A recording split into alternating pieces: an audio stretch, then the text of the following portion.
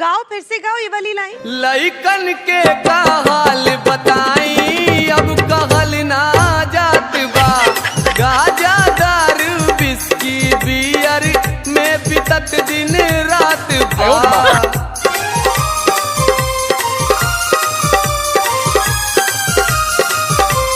लइकन के का हाल बताई, अब कहल ना जात बा।